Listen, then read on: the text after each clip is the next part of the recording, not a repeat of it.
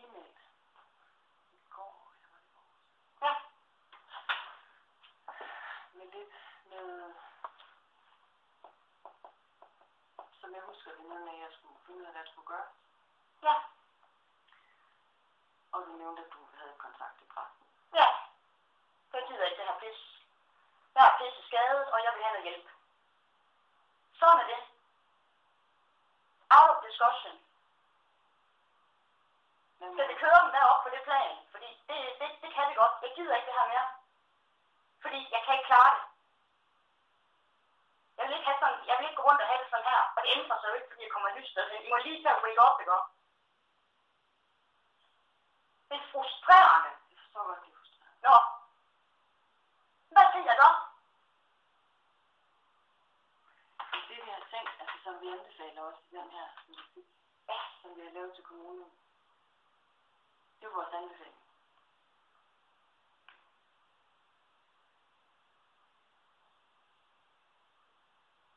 Og hvad så, hvis jeg ikke får det bedre der, vel?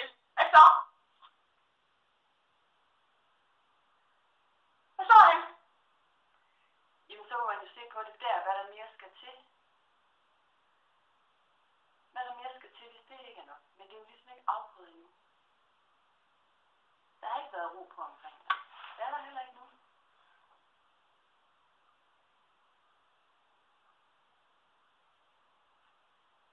Og der har heller ikke været den støtte. Altså jeg tænker, at det vi anbefaler er jo også, ud over den ro, som du selv nævner, så er det også det med, at der er rammer, og der er støtte til det helt konkrete. Så som vi også snakker om flere gange, så kan vi godt sidde her og snakke om, at så kunne du gøre sådan og sådan, ikke?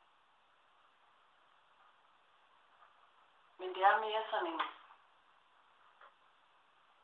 støtte i situationen, ikke? Til at de ting sker. Ligesom der er snakket på samarbejdet, det der med, jamen det er ikke engang sådan, der er støtte, fordi jeg skal komme nu og sige til dig nu, at det til at gå i seng. Det er bare det, du ved, nu kom nattevagten. Så er det tid at gå i seng, ikke?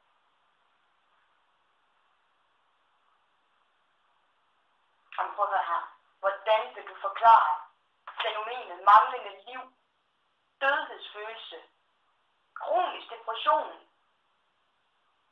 Jeg ved, hvordan jeg har været. Og ved du, det her er lort. Det er ikke mig.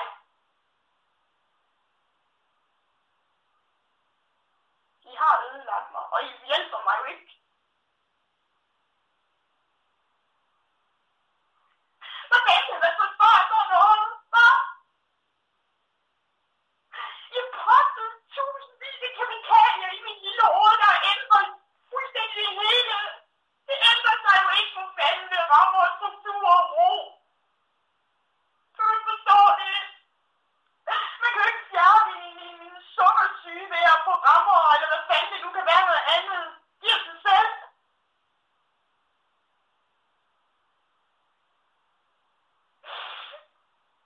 Jeg frygter bare, at jeg skal leve som altid. Kan du ikke forstå det? Jeg kan godt forstå det. Jeg kan godt forstå det. Det er skræmmende også. Jeg vil ikke leve på den her måde. Det er fucking lortedag mere. I må kunne sætte noget konkret op på de ting. Rammer og struktur, hvad her med mig og vel? I forstår ikke en skid.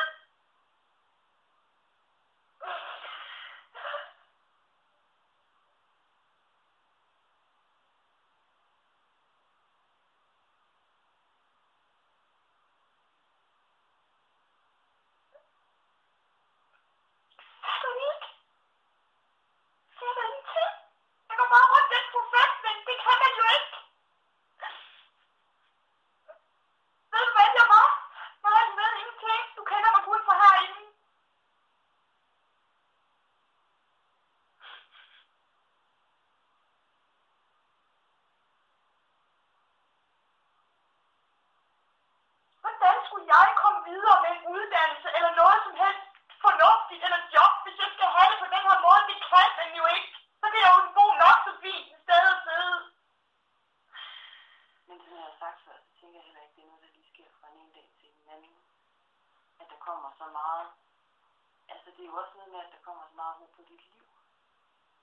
At der kan komme nye ting ind. Og i øjeblikket, når der er nye ting, så så er det jo stressfaktor.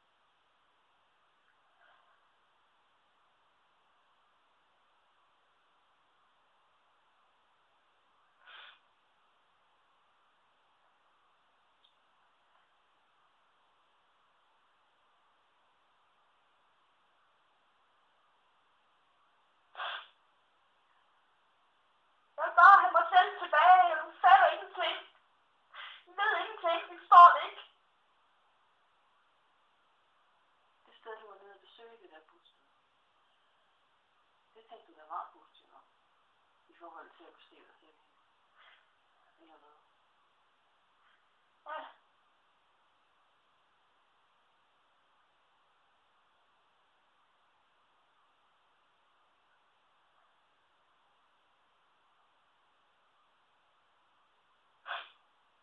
Du er i en helt ny situation, og det er rigtig svært.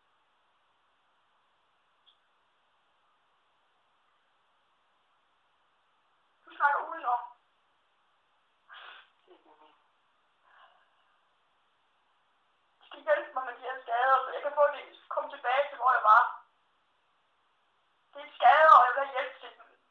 I må finde ud af et eller andet. I må gøre noget. Det er ikke et tilbud, der her er samtale en gang om. Ja, men hvad skulle det hjælpe? Og hvis du ikke oplever, at jeg hjælper dig, eller støtter dig,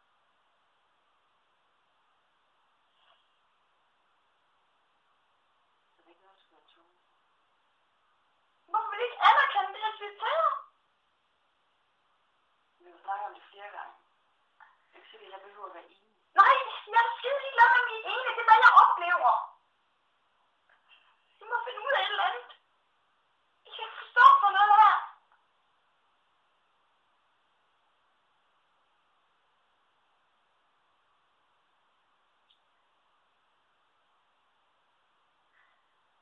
Forstår du det ikke?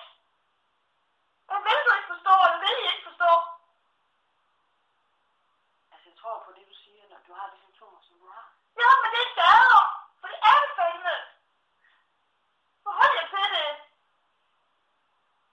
Men jeg behøver ikke at være enig med dig. Nej, jeg synes ikke, at du er enig. Du skal bare hjælpe dig med de skader. Det, jeg kan hjælpe dig med, er samtale en gang om ugen. Og jeg er i tvivl, om du får noget ud af det. Om du synes, det hjælper dig. Og så tænker jeg, selvfølgelig må du, alt det du ellers,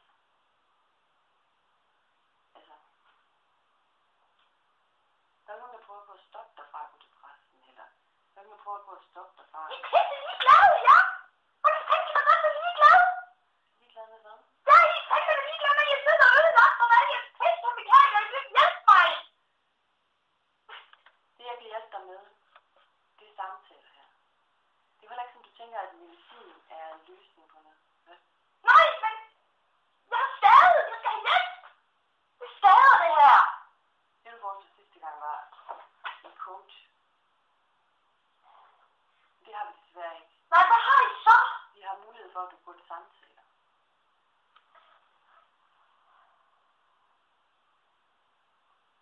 I vil ikke hjælpe. Det handler om. I vil ikke. I vil have lov at ødelægge, og så vil I bare have lov til folk, de skal bare ud i randstenen. Det er ikke sådan, det er. Men vi har ikke... Jeg har de her symptomer, jeg vil have hjælp til. Så må I finde ud af, hvordan man afhjælper dem.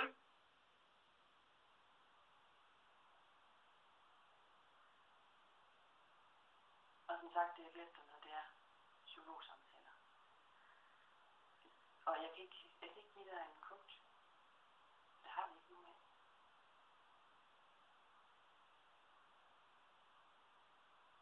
Det vil sige, at I paneler bare ikke skal flytte et andet sted hen, og så skal I sidde der og så have det dårligt.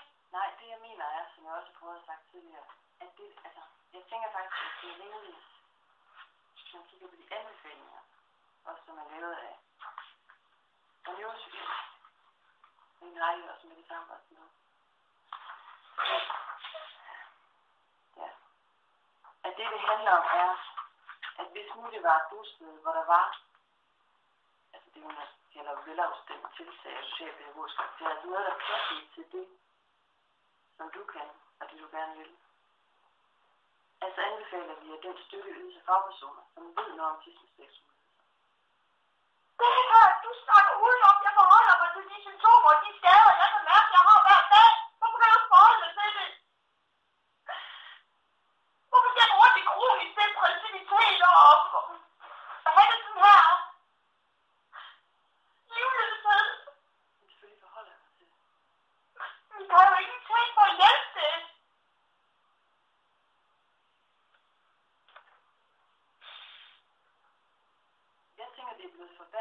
meget kaotisk omstændigheder i meget lang tid. Det med at være inde ude i afdelinger rundt omkring, blev helt udmattet af det. At det er blevet forbedret af det. Og jeg siger ikke, det går væk, hvis der er ro på. Jeg siger, det Nej, så kan du lige præcis, du siger ikke, det går væk. Det kan jeg skal leve med, det lort i evigheder. Jeg tror, det er vigtigt, at du holder fast i de ting. Det kan jeg snakke om flere gange, det der med, hvor svært det kan være at holde fast i de ting, som giver en nogle glimt, indtil man kan få en længere periode, og man føler sig lykkelig. Men det betyder ikke, at man for evigt skal have det på en bestemt måde. Det kan godt være svært at holde fast i, at man ikke hele tiden har det på en bestemt måde. Hvorfor kan I ikke hjælpe med dem, når jeg siger, at jeg har det? Men som sagt, vi kan ikke give dig coaching. Hvad kan I synes, det er? I må da kunne gøre et eller andet. Men hvad er det, du tænker, du vil have ud af coaching? Du vil ikke få ud af diagnoserne? Jamen, jeg vil have nogen, der træner med mig, så kan det være, at det kan hjælpe mig. Det er jo lige præcis det med at træne, det handler om de socialpædagogiske tiltag. Ja, men jeg skal have nogen, der træner mig med motion og alt muligt. Det kan være, det kunne hjælpe. Jeg ved ikke, et eller andet.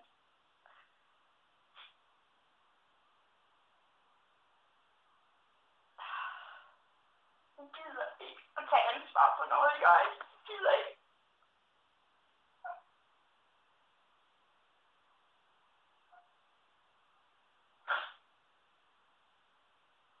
Jeg tror ikke, du har flere eller færre symptomer af, hvis jeg var enig med dig eller ikke. Men det er ikke noget, men du skal være enig. Du skal hjælpe mig. Og det jeg siger, jeg gerne vil hjælpe dig med, at du kan komme til samtale her. Jeg vil gerne snakke lidt om, hvordan du kan hænge sammen i den her periode. Så jeg kommer mere ro på. Hvis du er interesseret i det. For der foregår selvfølgelig også nogle andre ting. Du har også et stykke kontaktperson. Men det lød som om, du snakkede om klienten eller hvad.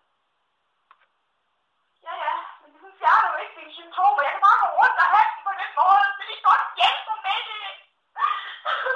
Men det er godt høre, når jeg siger, at jeg er skadet, og så hjælp mig. Jeg hører, hvad du siger, men jeg kan jo ikke fjerne dine symptomer. Nej, jeg kan ikke fjerne mine skader, men det må jeg finde ud af, hvad de kan gøre. Skal ikke så grine af mig. Jeg har ikke siddet og grinet af dig. Nej, det har du ikke. Men hvorfor kan I ikke hjælpe mig med det? Hvorfor kan I ikke hjælpe mig igen, sådan nogle lidelig helvede? Det vil vi forsøge på. Det er jo ikke at forsøge på noget, hvis det fortsætter et nyt sted for fanden. Jeg smadrer mit liv, og I sidder bare der og danner ind under et eller andet skide bosted med ro og rammer og strukturer. Det vi af. Hvis jeg er skadet på min hjerte, så forsvinder det jo ikke, for fanden. Lev med dig selv. Det vi aftalte, var, at vi skulle lave en udredning for at finde ud af, hvad det kunne være. Det har vi gjort. Så har du bedt om, at du godt kunne tænke dig at prøve at bo på et bosted. Jeg håber, jeg går igennem. Jeg håber, kommunen går med til det. Jeg synes, det er en god idé. Jeg mener ikke, at du behøver. Det er ikke sådan, at man skal være på et bosted resten af livet. Det er ikke sådan, at man behøver at tænke, at det er ligesom, at man skal sidde der, som du siger. Jeg tænker, det er simpelthen for at få ro nok på, til at du kan komme videre op og stå på dine ben igen. De vil ikke forholde sig til, at jeg er skadet. De vil ingenting. Jeg kan godt forholde mig til det, men som du ved, er jeg ikke enig. Nej, du er ikke enig, men det er fordi, I ikke vil være enige. Det er det, det handler om. Det handler om, at I ikke vil være enige. I vil ingenting. I vil ikke erkende nogle nye ting. I vil ikke lære noget nyt. I vil ikke forholde sig til de patienter, I smadrer. Du er ikke bare en, der har fået det i år. Jeg har fået det i år. Og jeg er blevet forandret. Jeg er sgu ikke mig. Og jeg er sgu ikke glad for helvede. Og jeg tror, det ikke er for fanden. Jeg kan ikke være et liv eller glæde. I er fuldstændig. Hvad kan du leve med det? Hvis det er dit eget 5-årige barn, når jeg spørger dig om sådan noget her nu. Kan du så vittighed, og det er bare så vittighed til sådan noget pænt magtværk?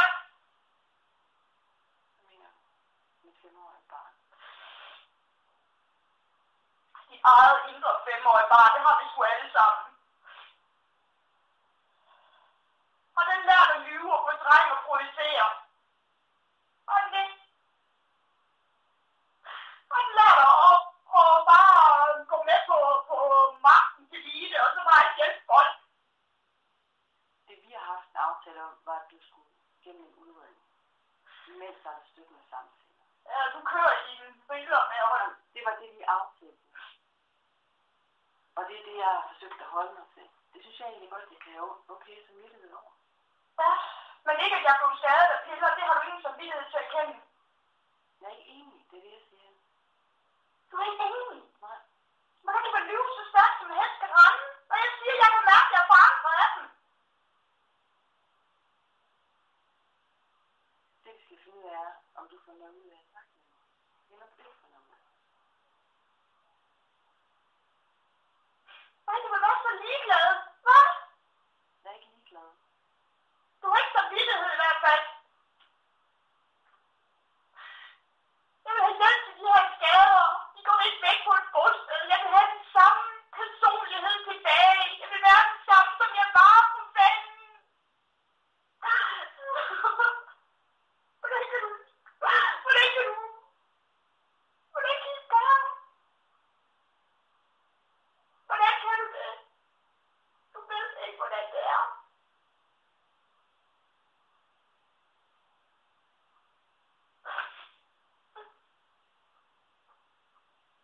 Jeg kan se det hårdt.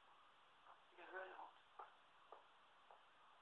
Så har du samvittighed til det så. Så har du samvittighed til, når jeg siger, at jeg er skadet, og du sidder og benægter det. Jeg sidder ikke og benægter. Det vi snakker om lige nu er, alle de andre gange, jeg snakker sammen, der vi snakker som om, vi snakker om noget konkret, vi snakker om ting i dit liv. Nu snakker vi som om, at du tænker, at jeg er psykiatrien. Det er sådan lidt, Det har du også. hvordan skal det hjælpe dig, tænker jeg. Hvordan skal den her samtale hjælpe dig med noget? Hvis det handler om at sidde og skille psykiatrien ud. Jeg stiller ikke nogen ud. Jeg beder psykiatrien om at give mig en håndtrækning til at komme meget mere ovenpå. Og det jeg gerne vil give dig, det er, jeg synes det her er en god idé med noget ro, og så vil jeg gerne, at du kommer til samtale.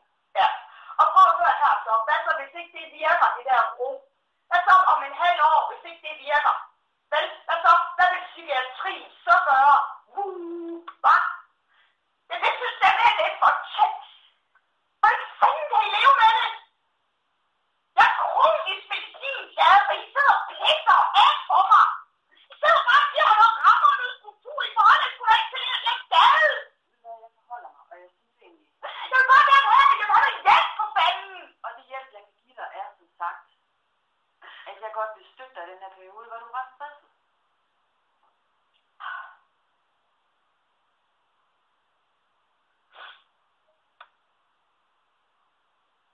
Der er ingen hjælp at hente, kan jeg forstå. I vil ikke forstå. I vil ikke høre. I vil ikke hjælpe. Hvordan kan man gøre det? Jeg tilbyder dig hjælp. Det er jo ikke hjælp for fanden. Jeg vil bare have hjælp til de skader. Forsvinder jo ikke. Jeg kan ikke fjerne det fra den ene til den anden.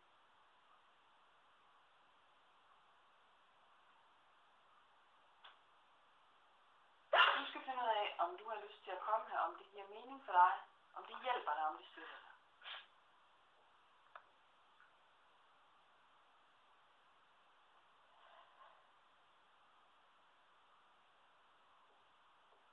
Det er sådan, man behandler mennesker. Jeg spørger dig, om du har lyst til at komme her. Om det giver mening for dig. Om det støtter dig.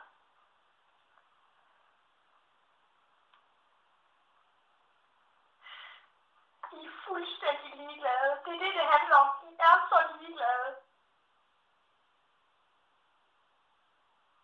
Hvordan kan man være så ligeglad? Hvordan kan man være det? Jeg fatter det ikke.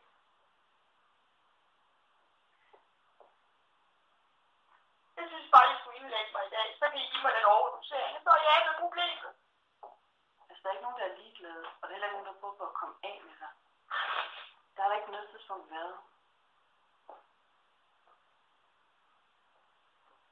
Vil I så ikke hjælpe mig med, når jeg siger, at jeg er skadet? Jeg tror ikke på, at I hjælper. Jeg bare får noget ro og noget rammer og struktur på. Hvorfor vil I så ikke finde en hjælp til det for fanden? Men jeg vil gerne hjælpe dig. Det jeg siger, jeg kan hjælpe dig med, det er, at vi kan snakke sammen en gang om ugen. Vi skal snakke om de ting, der er problemer. Vi skal ikke snakke om... Altså, fordi... Jamen, hvad skal jeg snakke om? Skal jeg snakke om det? Det er jo det, der er problemet, det er ikke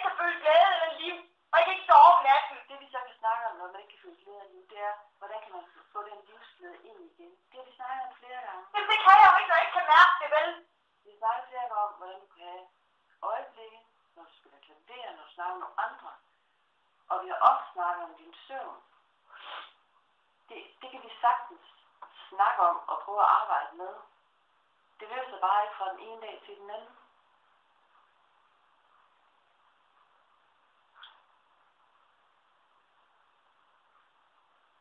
Men det skal give mening for dig. Altså. Hvis du virkelig tænker, at jeg er ude på skade, eller så. Nej, så vil jeg vil have noget hjælp konkret med psykiatri. I må have et eller andet, der kan rette de her skader op. Det er den konkrete hjælp. Så hvis jeg går rundt med skader på min hjerne, neurologiske skader, der har forandret mig i UNSS, som har forandret mig, og den måde, jeg kan mærke, at jeg fungerer på, det er bare pisse ligegyldigt. Det kan ikke komme nogen vej med. Hvad er det for noget? Hvorfor kan jeg ikke få hjælp til det? Så ikke et eller andet, I kan finde frem til. Betal for mig, som kunne hjælpe mig. Jeg spørger. Det du nævnte sidste gang, det var vitaminer. Ja, og coach og ting og sager. Ja. Vi kan desværre ikke betale coach og vitaminer. Nej. Det jeg kan tilbyde, det er, at du kan komme til samtaler. En gang om ugen hos mig. Så der igennem den her periode, indtil der kommer faktisk en løsning i forhold til at bo.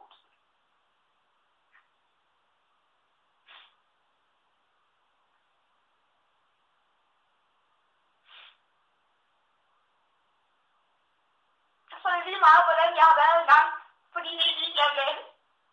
Nej, jeg tænker, det vi to har arbejdet med, har jo været rigtig meget det dernede. Hvad har der været? Det er så vildt, så fedt.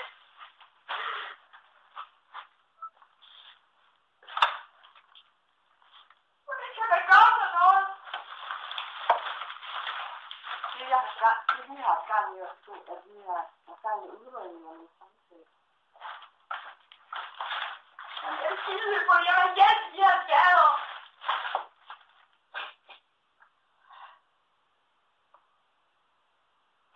Man kan jo ikke have haft Asperger, hvis man kunne arbejde sådan et sted, vel? Nej. De har skadet mig. Det var mit liv dengang. Jeg forstår det ikke. Jeg følte ikke liv og glæde. Og det troede jeg godt, at jeg ikke ville gøre noget. Jeg vil godt gøre noget. Men det handler om, har du lyst til at tage imod det, som jeg kan tilbyde? Og psykiatrien lyst til at tage ansvar for noget. Du vil ikke tage ansvar. Jeg tror ikke, at vi kommer til, at jeg er enig med dig. Jeg er ligeglad med, at du er enig med mig. Jeg vil bare gerne have, at I tager ansvar. Jeg vil bare gerne have, at I hjælper mig, hvis jeg har nogle skader. Jeg vil gerne hjælpe dig. Det vi har snakket om indtil videre har jo meget været det med, at du ikke kan føle glæde. For eksempel søvn. Og så få ting til at fungere med andre mennesker. Det har været det, vi har snakket om. Og liv. Og liv. Og de ting, du har glæde over. Jeg har ikke glæde over noget. Det er skuespil. Det du kan forstå. Det er en måde at overleve på. Det vi har snakket om har nogle gange været, at der kan være små ting, som du kan glemme sidenhen. For eksempel hvis du har været i kontakt med nogen. En lytte flyttet ind, eller hvis du har haft gang i at tegne eller med. Så kan der være et glimt af, at der sker noget andet. Kan I bare hjælpe mig med de her skader, please? Det er den måde, vi kan arbejde på. Hvis du er interesseret i det. Hvis jeg er skadet, hvorfor vil I så ikke hjælpe mig? Det er det, jeg siger, at det vil vi gerne. At du kan komme til samtaler, vi kan arbejde med de der konkrete ting. Hvordan det bliver nemmere for dig at holde fast i de lyspunkter. Hvordan du kommer videre. Du har ingen samvittighed, fordi så kunne du ikke sidde og sige alt det her. Det kunne jeg godt, for jeg har sådan det er jo et tilbud til dig. Det er jo ikke ingenting.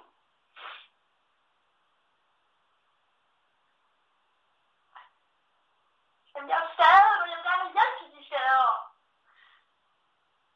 Så kommer det aldrig til at du på et bosted. Det tror jeg ikke på, det bliver det samme. Jeg kommer ikke til at magte ret meget, så I kan godt være søde og hjælpe mig, hvis jeg har nogle skader. Please. Men Bente, prøv nu at høre. Jeg vil gerne hjælpe dig med de problemer, du har. Men jeg kan ikke hjælpe dig med, at du vil have, at jeg skal være enig i. Men du skal være enig. Jeg vil bare gerne have hjælp mig, hvis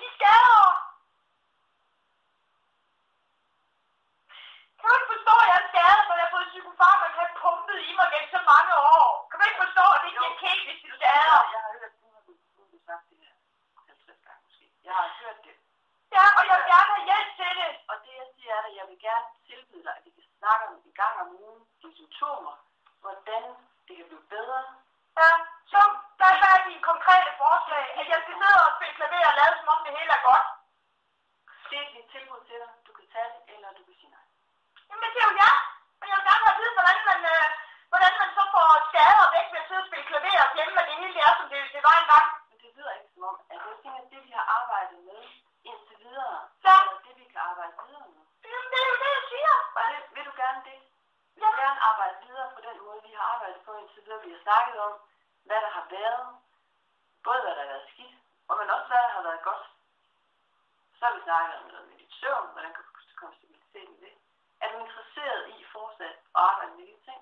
Det er jeg da, men hvorfor skal det køre på, hvad I vil? Det handler ikke om, hvad vi vil. Jeg spørger, om jeg kan få hjælp til, hvis jeg er skadet, og du snakker udenom. Nej, jeg snakker om de problemer, du har. Ja, men du kører i problemer, og jeg kører i skader. Ja, og som sagt, altså, vi kommer ikke nok ikke frem til, at du får ret i. Nej, jeg vil ikke skide på, om jeg har ret eller ej. Jeg vil bare have hjælp til de skader. Lad os sige, at jeg flytter hen i et bosted og har det på samme måde der om et halvt år.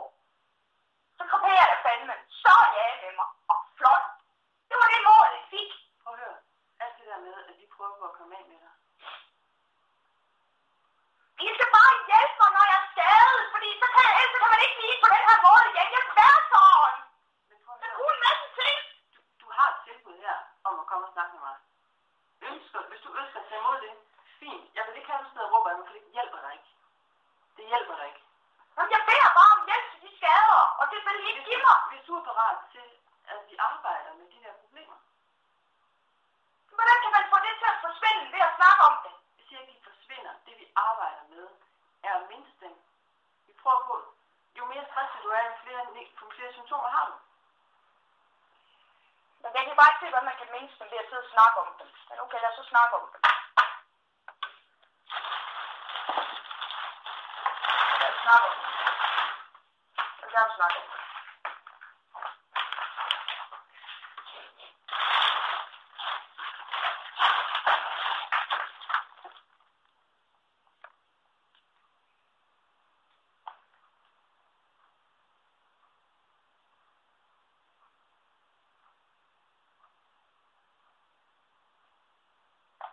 Vil du mere snakke om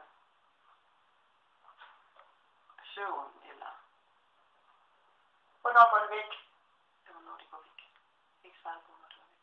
Det vil sige, at jeg skal leve med skader, og jeg kan ikke vide, hvornår det går væk. Flot. Jeg er kronisk invalideret. Og sådan skal jeg leve. Nej, det er ikke det, jeg siger. Jeg siger, jeg kan ikke give dig en dato for, hvornår det går væk. Bedste bud på, hvordan det kan reduceres, så du kan få det bedre. Reduceres. Det skal ikke bare reduceres, det skal gå væk. Jeg proppede pissemedicin i mig, og jeg skabte en eller anden lorte ubalance, som gør, at jeg ikke er mig selv. Jeg kan ikke leve med det. Og jeg kæmper hver dag bare for at holde sammen på basale ting. Det er jo røvsygt.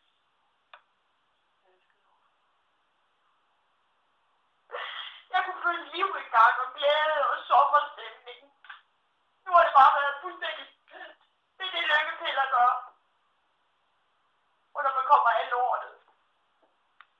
Og jeg er bare bange for, at det ikke går væk nogensinde, okay? Hvordan skal jeg ikke holde ud og leve i det?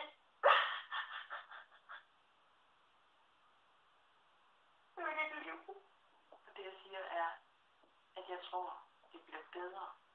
Men jeg kan ikke love dig, at det går væk. Jeg kan ikke love dig, at det går væk hurtigt. Så vil jeg gå ud og dø over det der. Det gider jeg ikke leve med. Jeg ved jo ikke, hvis jeg nogensinde bliver mig selv. Og det er et skide godt mål. Jeg forstår ikke, du kan leve med, at du skal sidde og snakke om med folk.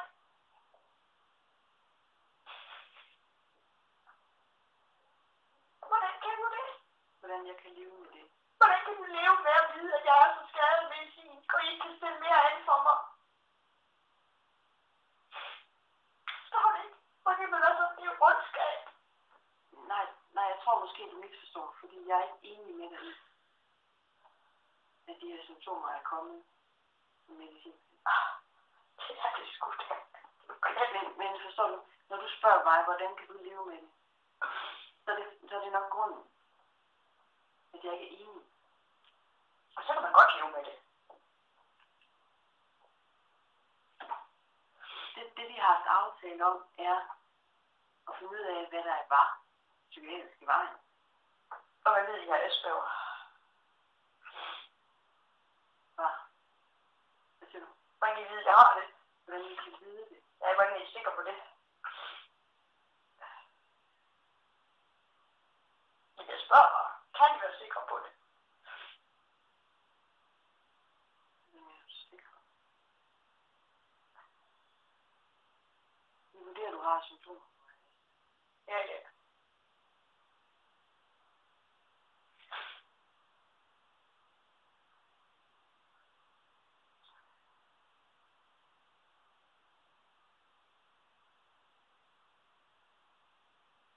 Jeg tror bare ikke, det går væk, det her. Okay. Og hvad synes ikke, det går væk? Skal jeg så leve kronisk skade resten af mit liv på grund af psykiatriens kamikaze? Voodoo. Indimellem, det går vel noget andet. Nogle gange så kommer du til at smile. Når du bliver meget, meget rød. Ja, hvad så? Og bare må lagt med. Ja, hvad tolker du på det så? Så kan du bare få det. Jamen, hvad skal det gå godt for? Hvad siger det? Det var mest for at fortælle dig, at det Det gør en Asperger jo, har jeg jo faktisk læst. Så det er jo meget normalt, ikke? Slet. Men fordi jeg griner sgu da, fordi jeg synes, det er åndssvagt. Fordi jeg er ikke enig, okay? Det er jo latterligt. Jeg er skadet, og jeg kan ikke få hjælp af jer. Andet end vi kan snakke om mine symptomer. Ikke også? Det jeg kunne ikke. Ja, men hvordan skulle det kunne hjælpe mig? På samme måde skal på den tid.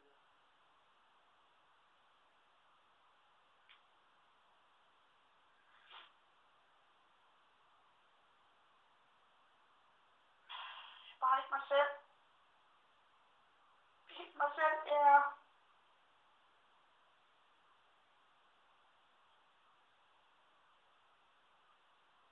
Kan I holde ud? Har du lagt mærke til, at der sker nogle ændringer? For det virker som du mere energi. Det kan godt være, det bare noget, jeg tror. Mere energi? Hvad mener du med det? Det virker som om du har mere energi. Bare fordi jeg er vred, så har det energi, eller hvad? Nej, du ser ikke så træt ud. Men det er derfor, jeg spørger. Jeg er meget træt. Okay. Jeg har sovet skidt. Kan du mærke, at der er nogle andre ændringer? Hvad lyder det her? Der er stjerner, så er det flere sammen. Nej.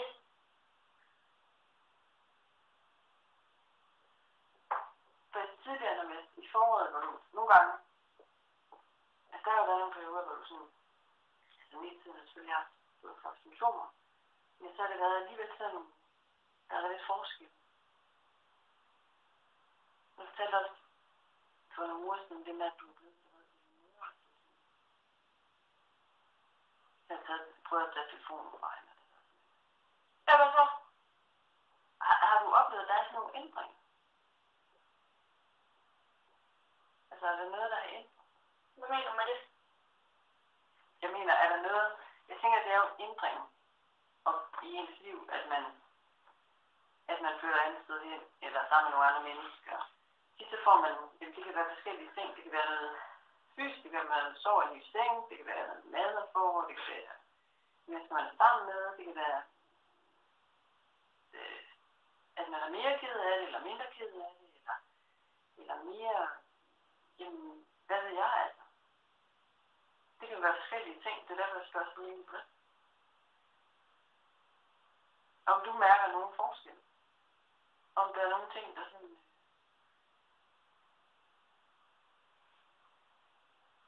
Nej, jeg har det på samme måde. Stadigvæk livløst og dødt. Og det bliver bare lidt mere frustreret over. Hvad med de der ting, du har haft gang i med at tegne og male, og har du stadig gang i det? Nej. Fordi det hjælper jo ikke, det er jo bare en afledning. En afledning? skader. Please. Men jeg siger jo, jeg godt vil hjælpe dig med, at vi fortsætter med at snakke om.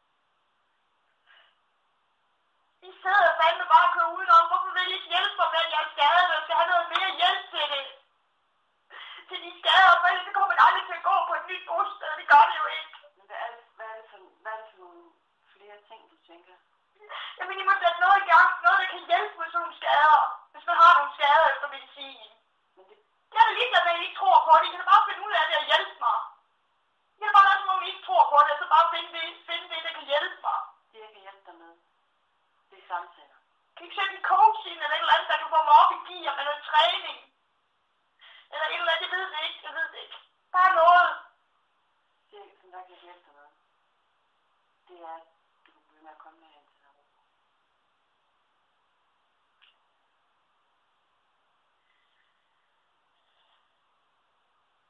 Men I efterlader mig jo bare et eller andet sted på et bosted med de samme skader. Med den samme dødhedsfølelse og den samme ting. Altså, jeg er ikke efter det. Nej, men det er jo sådan, det kommer til at gå. Nej, det bliver ikke bedre af at bo et nyt sted af. Det vi har snakket om var, du ville gerne prøve at være et sted, hvor der var ro og stabilitet. Det har du været glad for afdelingerne. Du har haft rigtig svært ved, at du ikke blev udstødt. Derfor vil du gerne prøve at se, om du vil lade spørge på bosted. Ja, men hvis jeg er skadet, så vil jeg hjælpe de skader, og vil ikke godt prøve at finde ud af det. Fordi jeg kunne mærke, at der er noget ændret. En gang der kunne jeg føle meget mere liv og noget helt andet. Nogle flere tanker. Jeg kan ikke forstå, hvorfor jeg kunne klare mig godt en gang, og så kan jeg ikke det nu. Jeg kan ikke forstå det, hvis ikke det er, fordi jeg er så skide skadet. Det var ikke, jeg identificerede sgu ikke min fortid, så er det pis. Jeg var rask. Jeg var rask, for fanden. Du sidder her et baseballbat i hovedet, hvor du kan batte eller hvad? Det gider ikke engang, jeg truer dig ikke engang. Jo, det gør du. Nå, så truer jeg dig ikke alligevel. Godt. Og så undskyld.